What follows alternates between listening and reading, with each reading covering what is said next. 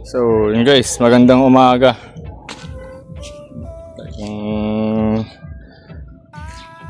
Busy day kami ngayon. So, ito may natapos ko na yung kay Brother James.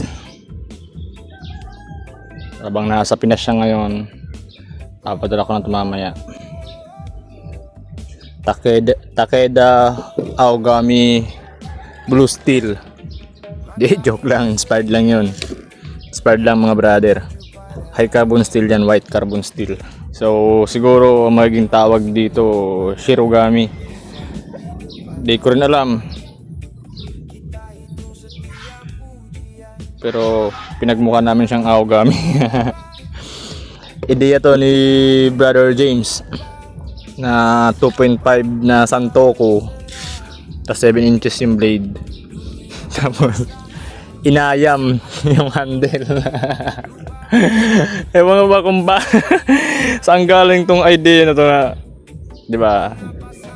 Japanese inspired knife. Tapos lalapato ng inayam. Ito yung pagkakaiba ng inayam sa pinaniki.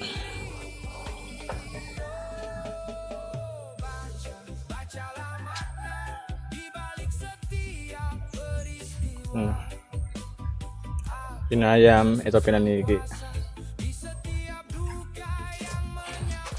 Tapos yung ginagawa ngayon ni Master Labok, inunglo.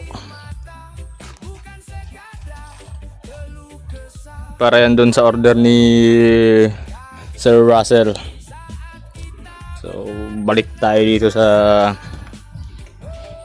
Aogami o Shirogami. Basta, kutsilyo. Tapos yan, yung saya or scabbard or kaluban, ideya niya rin to, two-tone. Hindi ko na ganong naibaba dito, dapat nga nakababa pa masyado yan eh. Kaso yun nga, maapektuhan yung, pag dito ako magpipin, stopper pin, maapektuhan yung ukit. So dito na lang nakalabas sa ukit. Walang markings yan mga brother. So kahit sino pwedeng umangkin ito na gawa namin yan. Sa talas pala razor sharp yan mga brother. Tapos manipis. Ito na yung kinaya naming nipis. Tuwid yan. Tapos pasok na natin dito sa saya niya.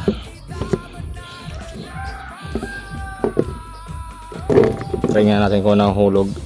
Huwag lang sigurong alugin.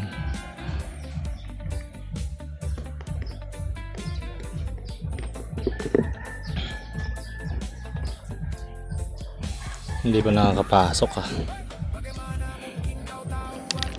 Uy, nahulog.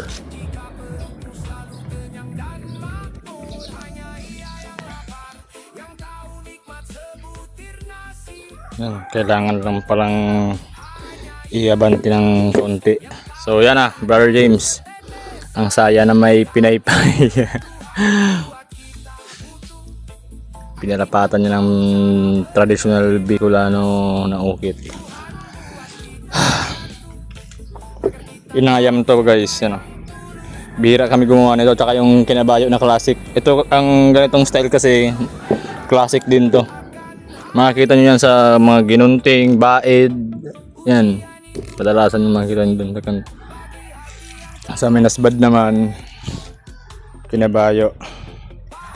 So yan, two-tone din yan kasi request niya yan.